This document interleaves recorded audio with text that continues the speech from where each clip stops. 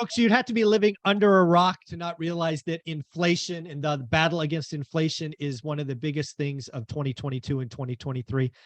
I said a month ago, after we got a surprise headline reading falling from 6 to 5%, that I believed the May reading on May 10th would be a shocker higher.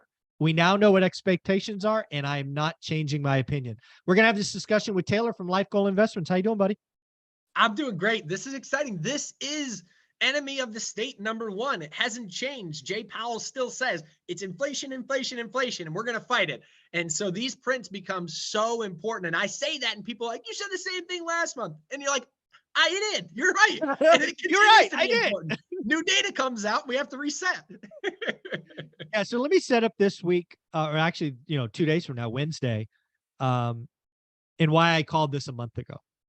So again, we got a shocker reduction. This is all headline, CPI headline. It went from 6 to 5. Expectations, I believe, were like 5, 6. So it was a big beat to the downside. Hey, the Fed is winning, blah, blah, blah, blah, blah. There were two things last month that I was fearful of that are now truer than ever. One, the base effect, right? People who know CPI, there's a 12-month and then 1 month rolls off, another one comes on. We had a big one last month. We have a super tiny base effect this month. That's the first reason I was like, that's going to be hard to do. And then more importantly, commodities, oil, gas, all of these kind of had a bid mid-month. They're down now, but bid mid-month, which is when I think CPI is calculated.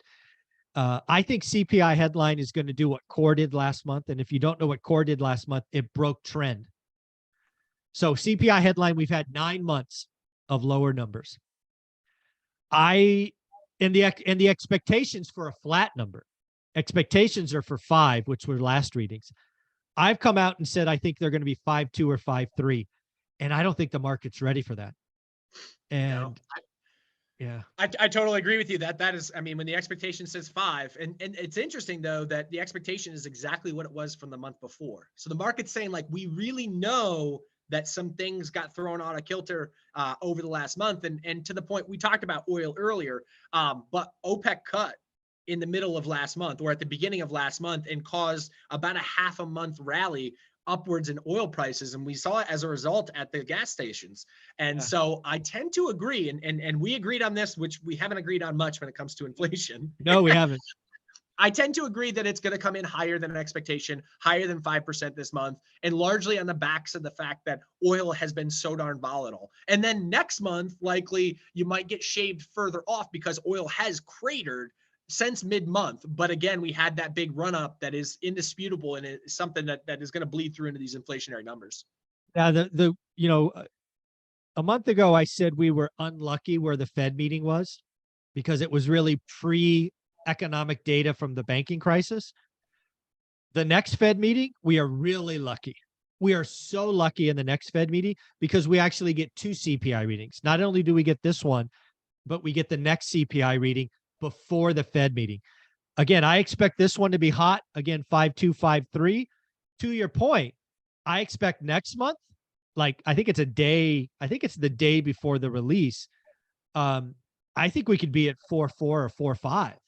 So I think this will be a blip, but it will break trend. And it's funny because what you will have experienced after our next couple inflationary prints is the fact that the banking issue has settled into the numbers at that point. Correct. So so the banking issue hit, Silicon Valley Bank went under, Signature Bank kind of on their own demises went under a little bit. And then what happened there was things were cool. They settled in and this was okay. We knew First Republic was an outstanding issue that could or go one way or the other. And then that fell off and things were cool again. And nothing really was a result because people knew that was coming. And then as of last week, you had this gap downwards. And I think that people are now taking it more seriously to say, what is causing these banks to come under? Well, it's the lack of capital. It's the lack of deposits. Some of that's a function of people taking money to money markets and bigger banks. But this is happening. I have a buddy who's a banker, and he said this started happening in October of last year. And why did it start happening in October of last year? Because inflation wore the people down and they started to draw down their savings in October of last year, people and businesses for that matter. And at the same time, a lot of these businesses faced lower demand for their goods, so their profits weren't as high on the other end. And so this is something that's been playing out beneath the surface that we weren't aware of for the better part of 6-8 months, whatever it is. And now it's really come to light. And I think that people and spenders as consumers are looking at this and going, I'm going to tighten my belt. Yeah, again, I'm on record saying I think a recession started in Q2, right, because of the banking crisis. Yeah, and the other thing about CPI, again, I think generally speaking, we're beating inflation. I just think this month is going to shock people because not only will the following month, like I just said, be in the mid to high fours, I think what will that be? Post June meeting, we're actually going to start to see housing inflation roll off. Right? Housing's going to get better in I think it's the July period. Incredibly sticky. That's been the most. Oh, the biggest thing. Last month was the record. It was 8.9%, the highest of trend. Yeah. So what? I think I know what you're going to say here, but I'm not going to put words in your mouth. What does the Fed do? Well, again, I think they're really lucky that they get that second reading before their meeting. What's interesting, so I looked at it, it was last week now that I looked at it, so it may have changed since then, but it was 80% no hike, just flat, 10% hike, 10% cut. It's like, boy, I mean, this is a confused market at this point. And that's what's so interesting and so important about these inflationary prints is that they're going to dictate what direction that goes. And the market right now is incredibly confused. The Fed's saying we might have to continue to go higher, maybe. Not as likely as what their language said that went before, but on the other side, the market's saying you're going to cut 3 times. Yeah. So, so the June meeting, they will pause 100%. 100%. I will go as far as saying I expect them to pause all year. I don't see a cut all year. And yes, I see the market. You and I have had this battle all year. The market's been screaming this. I get people saying, look at the 2-year, look at this, look at that. I'm like, you guys are looking at a day. This is not coming. The market resets. And at least till today, I've been a lot more right than the market has. Yeah. And I don't see a cut coming. I took the opposite side of it. I said they will cut before the end of the year, but by no stretch, in my opinion, I mean, Jay Powell has been so clear on what he's saying. By no stretch I don't understand how the market can think that 75 basis points worth 3 cuts. Come on. Yeah. I mean, that's going to take a really bad meltdown in the economy because, again, he has to save face too and say, like, listen, inflation is the issue. We're going to control inflation and then we'll cut. The market has more than a 50-50 probability that they start cutting in September. I saw that. Well, let's put it out here. Let's play or steelman it, right? And again, I am more, I guess, negative than you that no cuts are coming or however we say that. Right. Yeah. In order to get a September cut, which is like 3 meetings away, unemployment's got to go from 3.4 to like 4.8 or 5%. It's got to fall off a cliff. Or you need to have the banks implode. That would be the other thing like that could banks. Drive it. Yeah. Like 20, 30, 40 banks implode.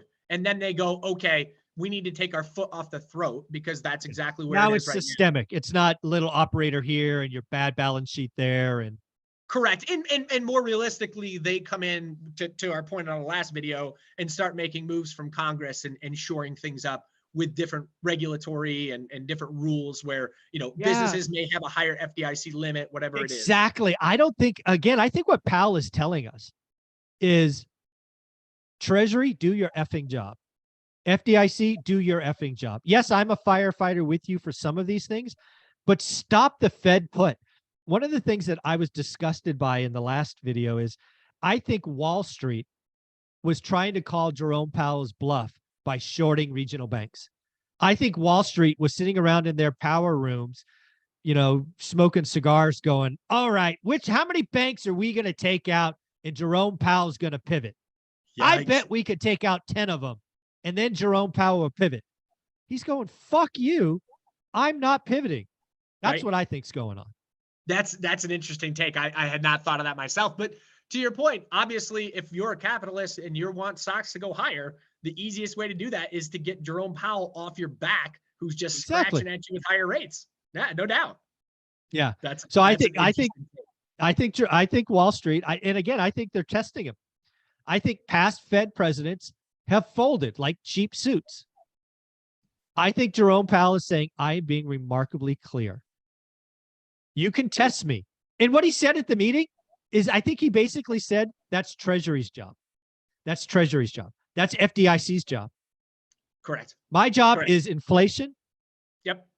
Right. And I basically And have one tool. I have two tools. So the other thing that's happened in the background here that is not spoken about anywhere, which is because it's a little bit more of a complex system, is they're letting their balance sheet roll off. yeah, So they're QT. Yep. purging bonds into the market every single month, not reinvesting them like they were before. So they got both of their spigots Yeah. full throttle on right now. Not changing. And yeah, the one is just more effective immediately, and that is the Fed rates.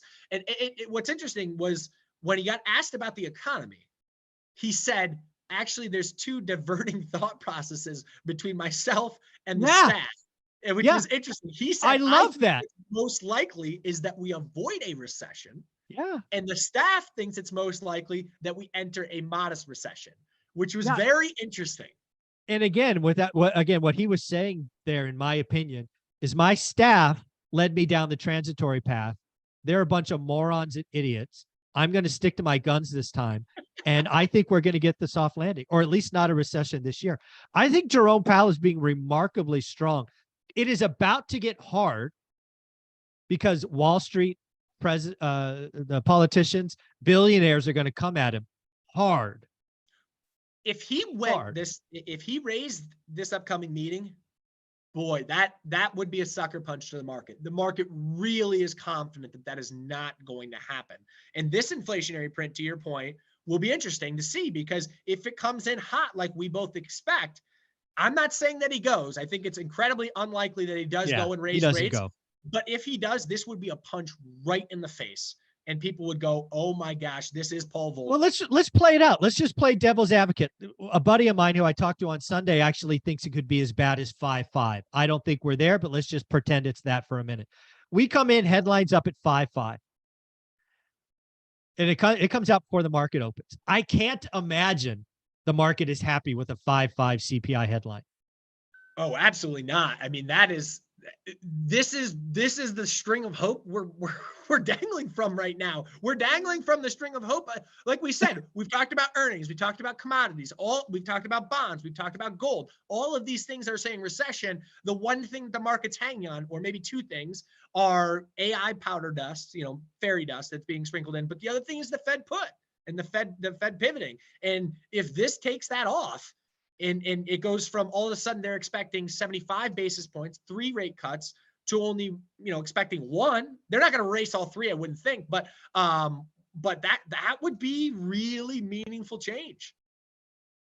Yeah, I think the market. I think net reaction is very negative Wednesday if it goes out. I'm not calling for it, but I'm trying to play what if with you. A 5.5 reading would cause Wall Street to reevaluate, I think. Yeah. If it comes in close, there's no reevaluation that's going to take place. But if it comes in a 0.5 point high like that, Wall Street's going to go, uh-oh, this is tougher than what we expected. Maybe Jerome's right. Inflation is stickier than what we expected. Yeah. Well, this is going to be a lot of fun. It's going to be Wednesday is a big day. You want to just take a wild ass guess what you think CPI headline will be? You want to pick a number, or you want to play over under? Which would you prefer? Let's do over under. I'll say 5.2. 5.2. That's a good line. That's a good line. So it came in at 5. Yeah. I guess I'll take. I think it's high. I'll take the over. I don't think it's much over, but I think it's over. Yeah, that's where I'm at too. I think it's up. I think it's 5.2 or higher. I really do, which will be very interesting. The most recent inflation prints have not been pretty. Let's call a spade on that front. So that's, I mean, directionally, that's where things are indicating they're going to go. But the market obviously says 5, so we'll see. Yeah. Well, the next video we're going to get to is we're going to talk about rate cuts, because I think it's wild what the market is expecting. Taylor, where can people find you? Yeah, follow us at Life Goal Investments. We're on both Instagram and a TikTok. Again, it's Life Goal Investments. Thank you, buddy.